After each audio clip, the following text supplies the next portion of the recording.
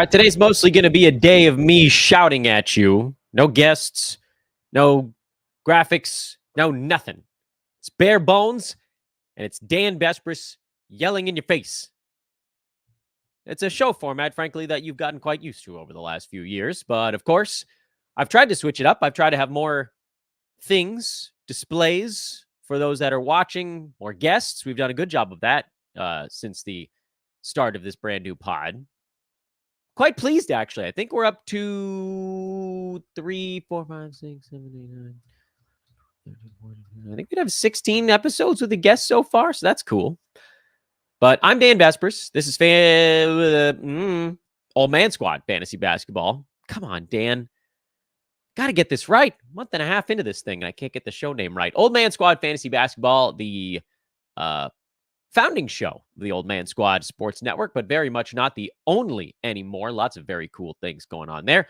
And of course, that umbrella is at Old Man Squad on social media, which I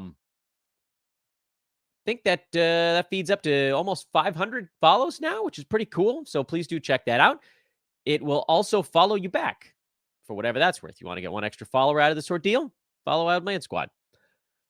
So today we're going through stuff. We got lots of stuff. It's an assortment of items that took place on draft day number 1. There's already been a bunch of little things shaking out this morning. Not much that will be significant from a fantasy standpoint. So I mostly want to focus on the news of yesterday, and we'll go through it piece by piece. The biggest... Okay, well, I don't know. Maybe there's no fair way to determine which is the largest and which is the smallest. But let's talk about the draft results first. Most notably, the stuff going on up near the top and guys that could actually have a fantasy impact of some kind. And then we'll pivot into the other news of the day, which not only had a trade, but a very large injury update as well. First pick in the draft yesterday was Zachary Risacher. We kind of knew that Sarr wasn't going to Atlanta. I still had this strange, fleeting hope that like he would pop up out of nowhere and Atlanta would be like, I don't care that you didn't want to work out for us and you don't want to be here. We're still drafting you. They didn't do it. And Risacher, who we've talked about a little bit on the podcast over the last week or so during this kind of run up to the draft, we do this, 1 week basically prep course, which is not much, but it's going to get us through it, is a low percentages guy who has gone through hot shooting spells during his time in EuroLeague, LNB Pro A. Those are the two leagues that he's played in so far. And he can score a little bit, and he can space the floor a little bit. But there is, at least at this point, no efficiency at all to his game. Over his very young career, again, not even in the NBA, he shot 47 and change percent from the field. And mind you, a lot of that was because of an extraordinarily hot run in the Euro Cup earlier this year when he shot 57% over 17 ball games. But in 32 games with LNB Pro A, he shot 44%. 47.5%. I mean, okay, fine. It's not like backbreakingly bad, but we just don't have that much data to work on. And what we do have suggests that he's probably not going to be up near 50%. Also, free throw shooting, 74% in his most recent 32-game span. But prior to that, he hadn't broken 70 at all. And so in his Euro career, he's at 70.5%. I find it extraordinarily difficult to draft a player that is a negative in both percentage categories. I almost don't even care how much usage he's going to get. Which, as things are currently constructed, as I spill water all over my keyboard and my desk, is not that much. Oh, it'll be some. Trae Young will get him some open looks, provided he's still there in Atlanta when the season starts. But the Hawks still have both Trae Young and DeJounte Murray on the roster. And wings coming out of their ears, although they got rid of A.J. Griffin this morning. But they still got Jalen Johnson, who's like the premier building block on that team. He's on the wing. I can't remember what's Saddiq Bey's contract situation right now. Is he still on contract or did he become a free agent? I think he's still on contract. So they still got Saddiq Bey floating around. I mean, they're just like, there isn't much in the way of openings. I think Saddiq Bey might be a restricted free agent. Either way. Yes, obviously they're going to carve some space open for him. So I don't want you guys to think that I'm out of my mind and just saying, oh, this kid's path is blocked. He was the number one pick. Atlanta took him number one, so obviously they think very highly of him and they're going to want to see what he can do. But throw him out there to take a bunch of shots, it could get ugly real fast. I don't want this dude going volume 45% from the field and 70-something at the free throw line. He's not a terrific rebounder. He's not a terrific passer yet. His steals numbers seemed adequate, but nothing jumped off the page there. He's a guy that in time will probably do a little bit of everything, but the speed with which he gets there is just not something I'm willing to wait on. So Risacher, like, okay, fine. If he's sitting there at like pick 140 at the end of my draft, I would probably take a shot on him. But my guess is someone else is going to take him earlier than that and hope for kind of a points league special sort of deal. And I'm not. Simply put. Second pick in the draft is probably the most interesting one near the top, and that's Alex Sarr, who went to the Wizards.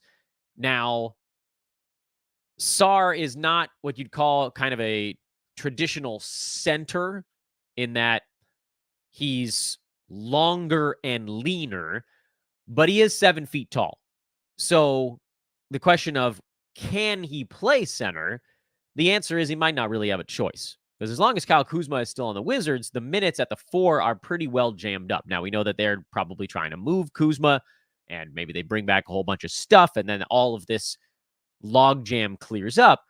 But the fantasy outline for Sarr, at least in my eyes, is much clearer than it is for Risacher. For one, Sarr, during his time with Perth, only played 17 minutes a ball game. He wasn't a full-time starter there, but he shot 52% in like a pretty decent league. 61% from 2, only 30% from 3. That's a number that I'm sure he'll be working on. 71% at the free throw line, not exactly what you want. But again, guy playing mostly big man type minutes, 4 or 5. You can weather that storm. Not like a guard shooting 70% where you're like, crap, that means I either need to get a really good guard or like a big man that brings it the other direction. Sort of a double whammy. The things that jump out about Sarr, and this is going to come down to playing time, is look, if he's out there, if the Wizards find a way to get him 27, 28 minutes a ball game, which it kind of feels like they will this year, his block rate, he had 1.3 blocks in only 17 minutes a game, and being 7-1, you're going to get a few, so probably over a block a game. He averaged half a steal in 17 minutes a game, and I don't know exactly how that's going to translate to the NBA level, but it's probably not going to be a half at 28 minutes a game. It'll probably be a little bit better than that. So there's a shot for 2+ combined defensive stats, a positive field goal percent, if they can get him any open looks. That's sort of a big if with Washington. He'll rebound a little bit. He's not extraordinary there. But again, when you're 7 feet tall, you'll get a few. And so there's ways for Sarr to create fantasy value, even if he's not going to be the world's greatest scorer right out of the shoot or the world's greatest foul shooter right out of the shoot. Or, does he make a 3-pointer a game? I don't know. Maybe I don't need him to. Sarr is the guy where, again, I would not recommend reaching on him. Like, don't go try to take Alex Sarr at 65 and then pray. It's a situation where when you get to no man's land, which I think in the past I've said is somewhere in the neighborhood of like 65 to 70, that's not even the real no man's land. That's the no man's land where like you can take anybody you like, provided you know they have a shot at, quote, minutes, opportunity, and fantasy game. You need like to try to get those 3 boxes checked. Once you get to about pick 90 to 95, that's where you're not going to be able to check all 3 boxes anymore. There's nobody left at that point that checks all 3. So now you start to look for guys that check 2 of those boxes. Again, opportunity, meaning basically usage, minutes, which there's some overlap there, but I like to separate them into 2 different thoughts, and fantasy game. I don't know that Alex Sarr's fantasy game is going to be great right out of the chute, but he probably is a guy that gets minutes and opportunity on a Wizards team where the guys around him, frankly, just aren't that great to be able to dominate all of those things. So, yeah, he's someone I would probably look at past 95. And I'm curious what the hype train does. Is there any chance that he actually gets to that point? I'm thinking probably not, but you never know. Third pick in the draft, Rockets took Reed Shepherd, who I forget which was that Noah. No, I think that was Kyle Irving that was talking about Reed Shepherd, and then Josh brought him back up on one of our 2 shows yesterday. He's a guy whose stats translate better to the NBA than maybe anybody else in the draft, like altogether, because this is a dude that shot 54% from the field and hit 2 3-pointers a game. 83% at the foul line, 2.5 steals. And I get it. It's college ball, so guys are throwing the ball away a lot. But he has a well-rounded fantasy stat and doesn't have the obvious holes that a lot of rookies do. But herein lies the rub. He went to Houston. There really ain't any room for him on Houston right now. Shepherd's 6'3", 187. He's the size of a point guard, but he ain't taking Freddie VanVleet's job. So is he sort of an undersized 2 on that team? I don't know. I mean, they've got Jalen Green.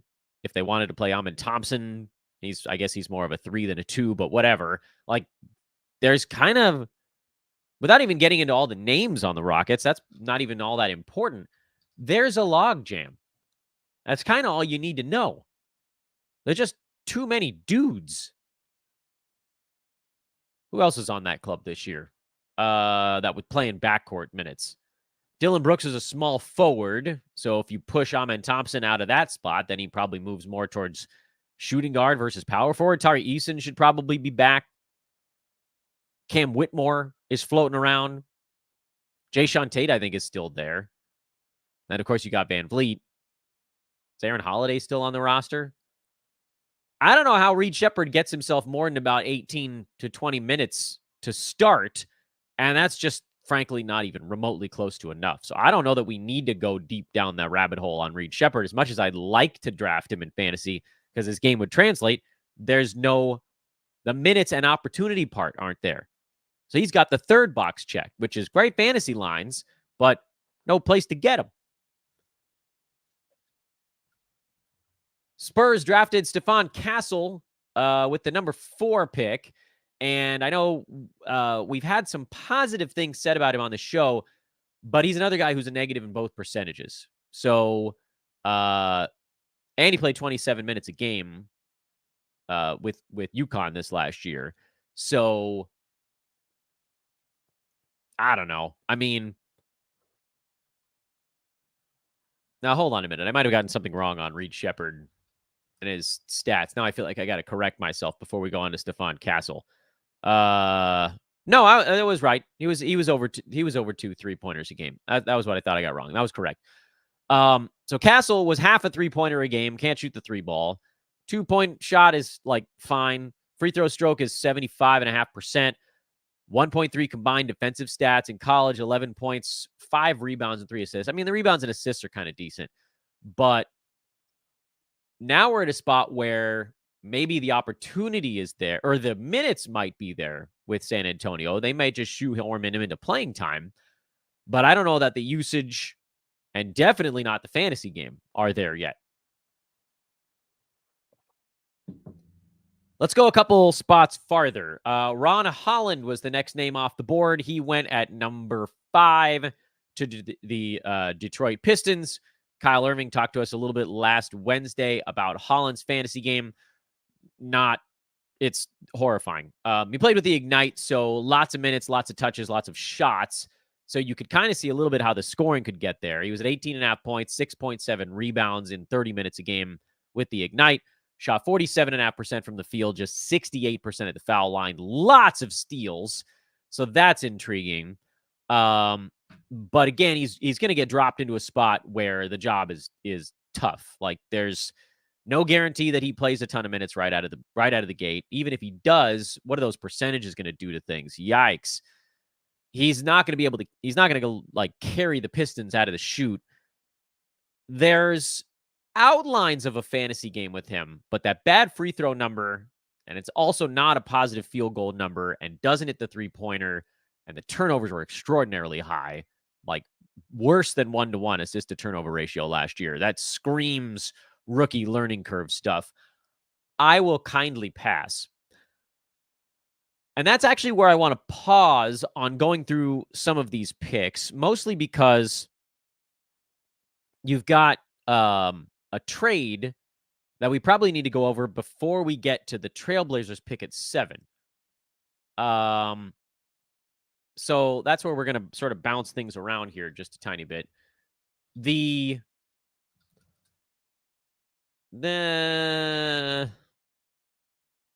Should I even bother? No. We'll skip right over the Charlotte pick. Yeah. I want to talk the Blazers getting Donovan Clingan at 7, because he was a guy that we had talked about as, could he end up in a place where if he plays enough minutes, then he actually has some fantasy value. The Blazers are wheeling and dealing right now, and they had the biggest trade yesterday, which is the Blazers acquired Deni Avdija and sent out Malcolm Brogdon. There were some picks involved in that, but I truly don't care. I don't care about picks. It's not, I'm a fantasy guy. I'm a redraft guy. Where the picks end up, we'll worry about down the line. So Avdija is an interesting story. He finished number 130 in 9-cat last year, played in 75 out of 82 ball games, was with the Wizards, played about 30 minutes a game this season, 15 points, 7 boards, 4 assists. He shot 51% from the field. There are a lot of things, I'll admit, that are likable about Avdija. But the problem is that, and you're like, I heard all those numbers. How the hell is he still 130? How is he not even in the top 10 rounds? How is he truly not even starter level for your fantasy team? He'd be your 11th play. And then people are like, what? Didn't he put up big numbers down the stretch? He had a little stretch in there, but the second half of the season, he was almost the same as the first. He was number 137 the second half of the year. This is a 9-cat. You can find little sample sizes where things looked a little bit better for him, but there really wasn't any length of time beyond about a month where he looked like a top 100 guy permanently. Avdija's best month was, not surprisingly, when they shut down half the team around him. Played whatever it was, like 12 of the team's last 15 games, and his usage went up in those. He averaged 18.5 points, 9 rebounds, 4.5 assists on 48-74 splits. Guess what? Still didn't make the top 100 with those numbers, because the three-pointers at 1.4 were steals and blocks 1.5 combined was okay. Turnovers were very high, and the free throw number at 2.7, the free throw number was very bad, 74.5%, but he was taking almost 6 of them a ball game. What you would need from Avdija in Portland to be fantasy draftable is similar to the last month that he put up with Washington. So you have to ask yourselves, is there enough for him to get 13.5 shots per game in Portland and be kind of like a point guard style hub for the team? And my inclination is to say probably not. I like Avdija's game. I think there's you don't have to squint all that hard to see how he could end up with interesting fantasy numbers. And frankly, punt free throw, he was better than top 100 down the stretch. Punt points or punt free throw and turnover, punt all 3 percentages, and he was actually pretty good. So points league guy, he made some impact. And if you're in a points league, he's a guy you could consider. But 9-cat, if you're not punting free throw, he's still pretty buried on that Portland depth chart. The Blazers have some young guys that they want to get in the mix. Scoot being probably the top priority, but not the only one. They had guys that were in and out of the lineup, hurt, not hurt, whatever. And they still have some veterans floating around out there. Like Jeremy Grant is still on that team and will be until we're all in our 50s and as they sign that massive contract. I'm sure they'll try to move him at some point, but easier said than done when there's a half decade on your deal. So where does Avdia's massive usage come from? I think he's going to play. So I think the minutes will be all right. But usage, I don't think is going to be all that great. And then fantasy game is still not all the way there for 9-cat. This is what I was saying last year. And then he had like 3 weeks where he ran really hot and everybody tried to throw it in my face. But he finished at 130. The numbers don't lie. Okay, fine. If you're punting things, you're punting things. That's not how I run the show. This is not a punt format podcast. We'll get into some of that stuff when we talk about draft season things. And like, yes, guys fit certain builds, but I prefer to go into a draft thinking about attacking all 9 categories and then pivoting on the fly. And so if you end up in a punt free throw build kind of by accident or you sort of fall in it, okay, fine. Take Avdija at pick 125 this year. Great. He's worth a look in that spot. But if you're not punting the things that he's quite poor at, I don't think there's going to be enough for him in Portland. Malcolm Brogdon went the other way, which actually is kind of intriguing, if only because we keep hearing rumors that Tyus Jones is going to be on the move. Does he have one more year on his deal? Let me triple check myself on contract stuff. No, I guess he's a free agent. So Tyus Jones is a free agent right now. All right, so he's someone that could re-up, could end up someplace else. Malcolm Brogdon might end up just taking the Tyus Jones job. Because the Wizards don't have, I got to be careful with my words here. The Wizards have backup point guards, but they don't have a backup point guard that they really trust to run the team yet. If they did, they would have let that player run the team a little bit last year. But they didn't. In fact, if you go to Basketball Monster, I know that's not the be-all, end-all for this thing, or not Basketball Monster, Basketball Reference, I should say. There isn't another player on the Wizards from this last season that's even listed as a point guard. When Tyus Jones was out, Jordan Poole was basically playing point. Johnny Davis, I think, got a few minutes at the point. I'm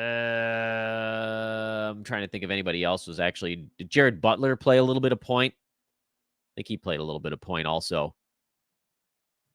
In any event, don't be surprised if Malcolm Brogdon becomes a tank commander this year. And if you're ending your leagues 3 or 4 weeks early, or if you're in a Games Cap Roto format, think about what we ended up getting out of Tyus Jones this season for Games Cap Roto. Frankly, for anything. He was number 67 on a per-game basis. He was terrific. Assist-to-turnover ratio of 7.3 to 1. These are great sorts of assists without hurting you in turnovers. That's outstanding. And he played in 66 ball games, which is about what you were hoping for in a tank situation. So, and look, Malcolm Brogdon is much more injury prone than Tyus Jones. So I don't know that you could aim into the high 60s. But what if I told you that Brogdon was the Wizards starting point guard on opening day? I'm sure they're going to try to move him, but they're not going to do it without getting something back. Does that make sense? We sometimes get caught up in this they're in full tank mode. They're just going to play whatever.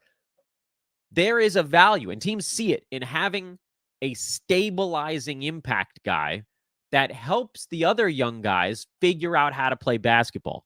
Having a veteran point guard is very useful for bringing young guys along, like, for instance, number 2 overall pick Alex Sarr. They're going to want to get him the ball in good spots, advantageous positions. They're going to want a point guard who's not also figuring out how the hell to play basketball. Don't be surprised. That's all I'm saying. I'm not saying it's a guarantee, but don't be surprised if we get to late September and Malcolm Brogdon is the starting point guard for the Washington Wizards. Don't be surprised. It's hard to know exactly what he would do with that role. He was number 125 this year in 29 minutes a game for Portland. Is that a repeatable 39 games? Yeah, obviously I'd love his field goal percent to be a little bit better. But he is like a powered down version of Tyus Jones. Scores a little better, but assists, field goal percent, defensive stats are all probably a tiny bit worse. Maybe the assists get back up near 7. Maybe that's his job out there. But I would not hesitate. If we see Brogdon is still slated to play minutes for that team, we're going to go grab him at pick 95. See what happens. Get yourself 4 months of decent production out of it. Again, you guys know me. In a games cap format, when you get to the later parts of your draft, I think the value there is taking someone that you think could have some per game upside, even if you don't expect them to play in March and April. I get it. Head-to-head playoffs, it's tough because then you kind of have to game plan for not having them at that point. But who the hell knows? Maybe Brogdon plays 4 months and gets traded to a place where he still gets some minutes. I don't know. All I'm saying is don't be surprised. The segue from this is Donovan Clingan right now is full on trapped. Because the initial thought was, okay, well, Portland, like, who's the most obvious 4 on that team before yesterday? Is it Jeremy Grant? Probably. And he's a guy that is ultimately going to get shut down. And they have some other dudes that they were tossing in there, and that was fine. But none of those guys was extraordinarily compelling, like a Tumani Kamara. He was fine. Jabari Walker, meh. Chris Murray. These guys all saw some power forward minutes. So then the thought was like, okay, well, maybe they draft Clingan and maybe they go Twin Tower mode. Because DeAndre Ayton, he's like, his mid-range game is not all that terrible. I have no idea how they find room for Clingan out of the chute. Ayton is the starting center. He's there. They're not just going to pull the plug on him. So I really don't know what the Blazers are going to do from a minute standpoint. I don't think that I would take a chance on Clingan. I think we needed to basically guarantee 24 minutes a game out of him to see fantasy value, and I don't think you can guarantee that. When Ayton sits, you probably have yourself a Clingan burger board situation. He'll come in and he'll be a 2-burger replacement player because then he'll have to play 24 minutes, even if someone else do-up Reith or whatever. That's when they'll find him some time. And then I guess Robert Williams is still kicking around. I don't know what the hell his health situation is right this day. Today. But I don't know. This kind of felt like the Blazers took Clingan because they felt best player available, even if there was no fit at all on their team. Keep an eye on who gets moved, if anyone. But this may be a couple-year project. Just, don't rush it. And that's basically as far as I wanted to go on the draft board. I don't know, like, when you're thinking about other teams that might have room for a guy, that was kind of it. Like, the other teams down the board are all teams that are likely trying to win basketball games this year. So they're not just going to take a rookie and give them unfettered access to minutes, at least not on day one. And some of these guys will play something.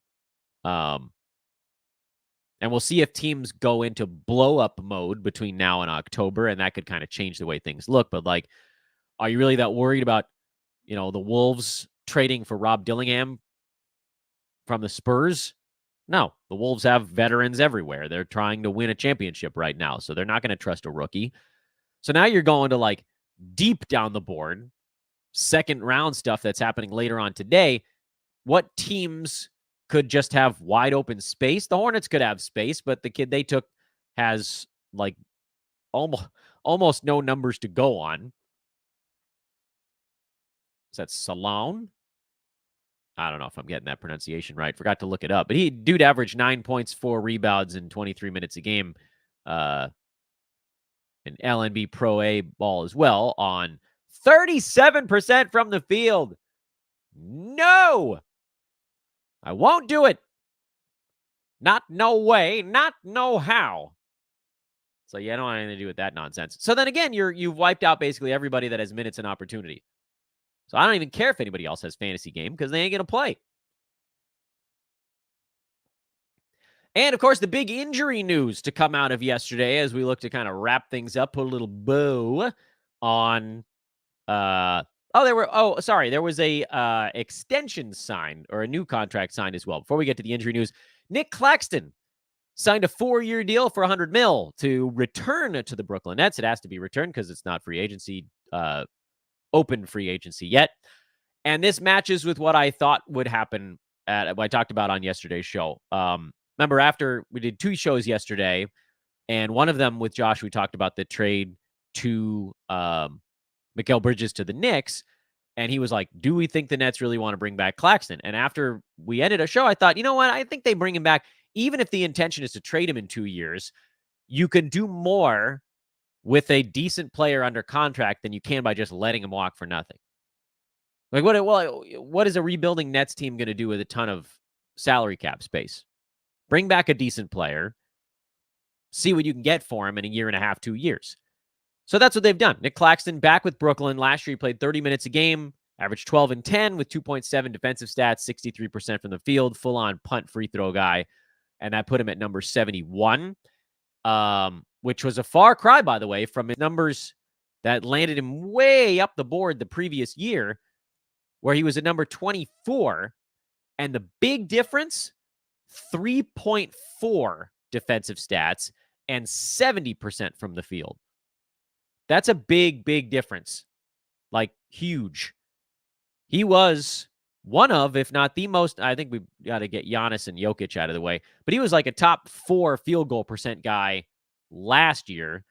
And this year, he was very good, but he was not in that upper echelon group. I think he was like the 13th most impactful field goal percent guy. And so if you're a punt free throw dude, you got to be better than that. Point of reference, you could have just taken DeAndre Ayton. Similar field goal percent impact, but doesn't blow up your free throw percent. Now, admittedly, Ayton's not going to block a bunch of shots. So the question we ask ourselves is, now on a team that's probably pivoting into losing, how motivated is Nick Claxton, who now signed a new contract, to play through injury, to go hard on the boards and defense every single night? I don't think as motivated.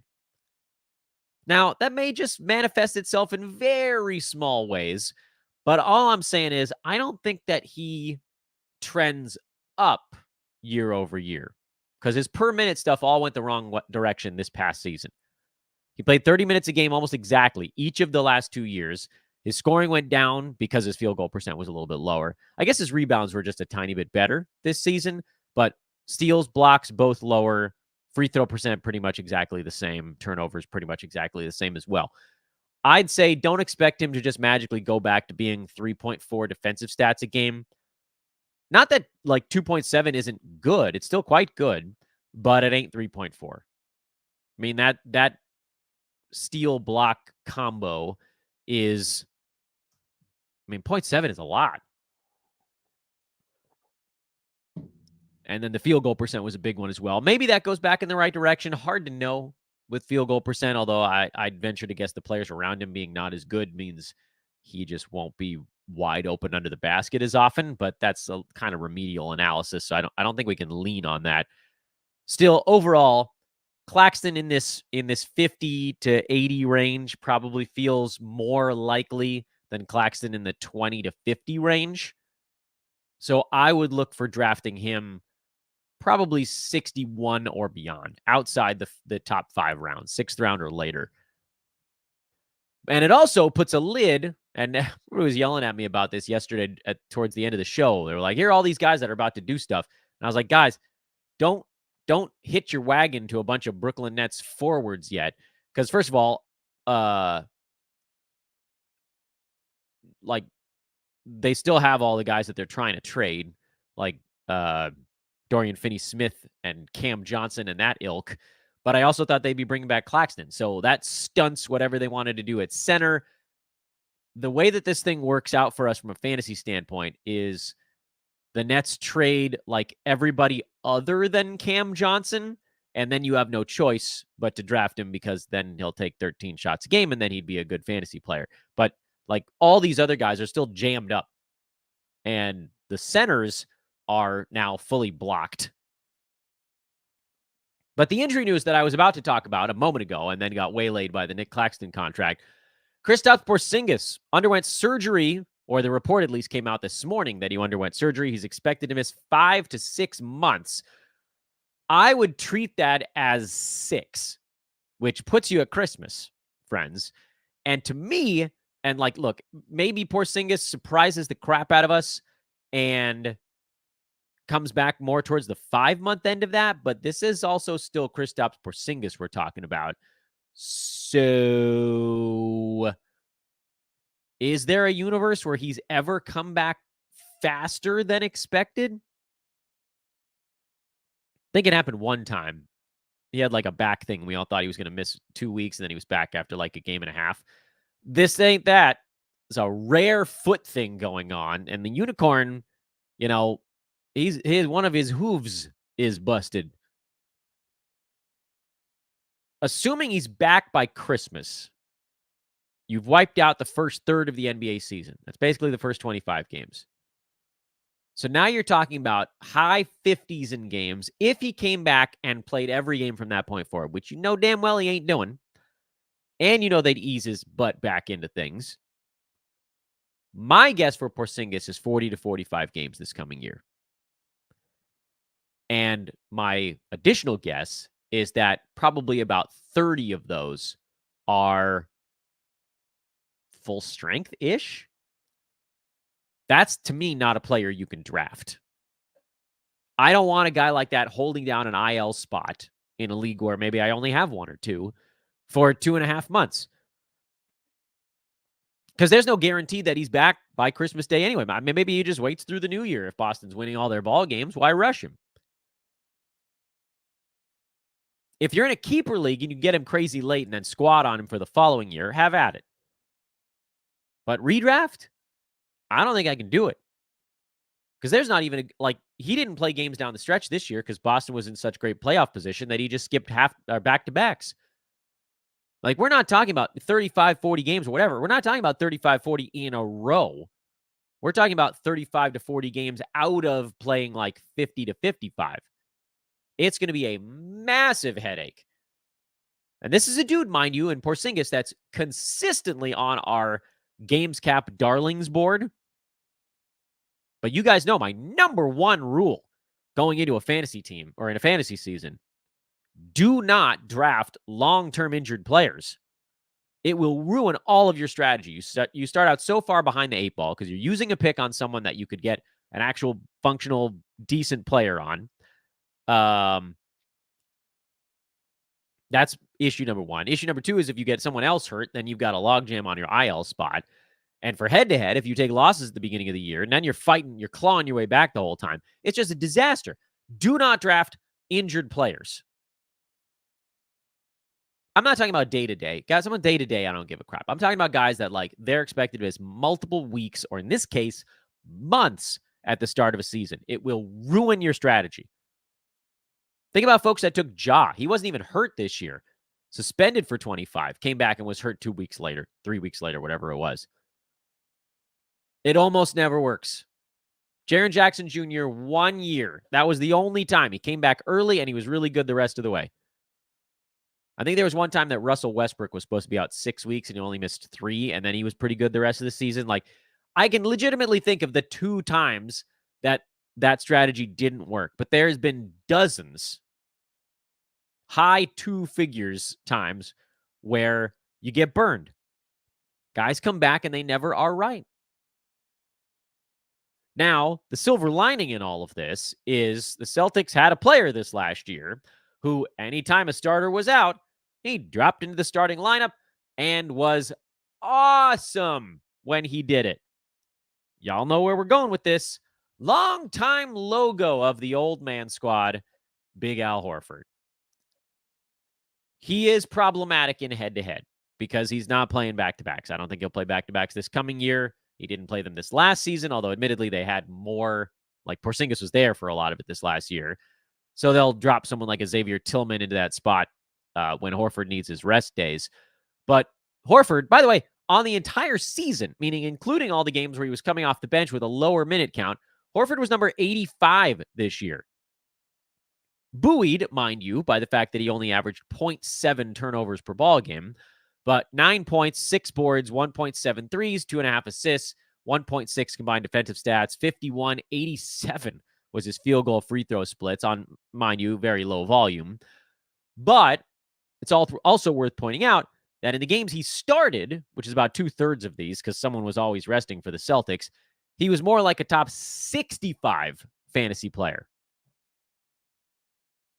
Ain't nobody going to want to touch that dude early at all because he's old as dirt and he's going to be sitting out games. But games, cap, roto formats in particular, I don't know about head-to-head. Game cap darling and founding member of the Dan Besbris Old Man Squad, Al Horford, I can almost promise he's going to be somewhere on that list unless we get to August and ADPs come out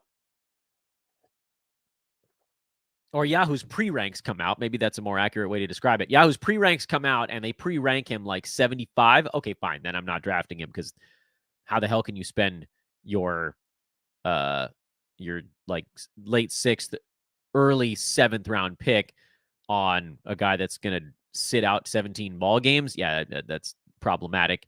And a trade just went down. While we're talking on air, a trade just went down. Ooh, I wonder if this is the start of something. But guys, let's assume that Al Horford is getting drafted in the 90s or later. Yeah, he'll probably be a part of it.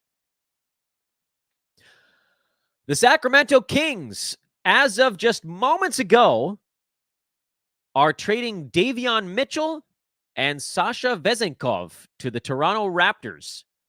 We do not know what's going back.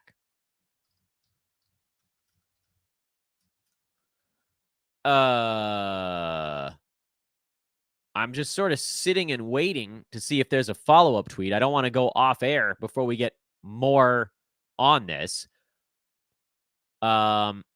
This is interesting. Before we find out what's going back the other way, and I get it, we're kind of jumping out in front of it. The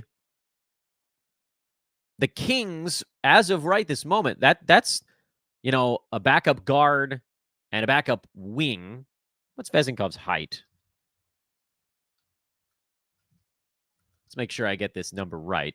Vezenkov is 6'9", 225, so he's like a small power forward, big, small forward. And he didn't play much for Sacramento this year, and it didn't look like they had a whole lot of room for him. To me, that one doesn't mean as much as the other side of this. Toronto is sending, by the way, we got the other side. Jalen McDaniels is headed back to the Sacramento Kings in this trade. And he'll mostly soak up what Sasha Vezenkov was doing. This probably opens up some minutes for guys that are still in Sacramento.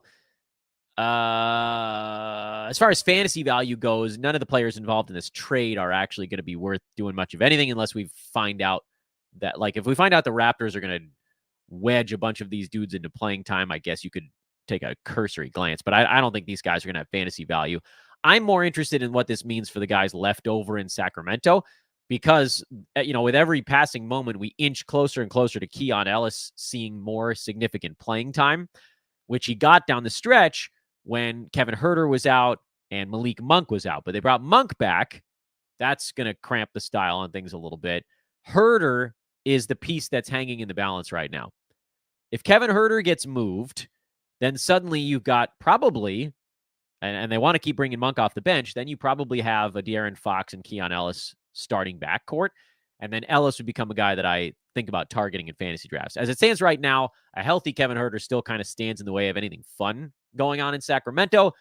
But we wait and see. Could this be the start of something else? We know the Kings are trying to go for that impact piece.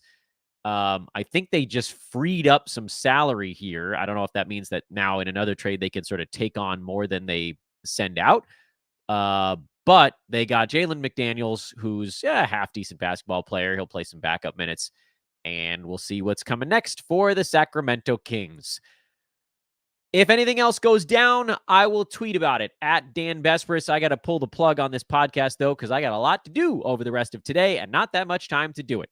Thank you to all of you that keep tuning in. Please take a moment if you're watching to click that thumbs up button on YouTube and subscribe. If you're listening after the fact, make sure you're hitting the follow, subscribe button. And if you have a moment to navigate into that podcast app on your Apple-branded mobile device, search for Old Man Squad Fantasy Basketball. Scroll down to the bottom or click on the show title, not an episode. Scroll to the bottom.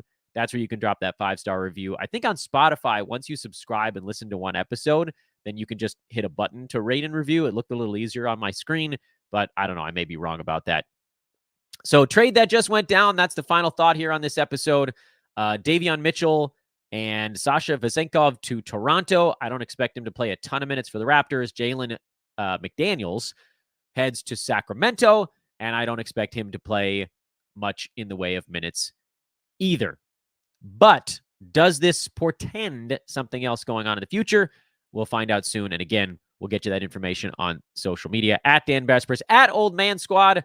We'll see you guys again when we wrap up the week. On tomorrow's episode, we'll see if any other news takes place today. So if not, we can pivot back into some other stuff to cover. Thanks again. By the way, it's very cool. I'm seeing very slowly the YouTube numbers are trickling up. I like to see those little baby steps. And again, anything you guys can do to continue to share this brand new venture that I've been putting on here, the Old Man Squad Network and Old Man Squad Fantasy Basketball, I will love you until the end of time.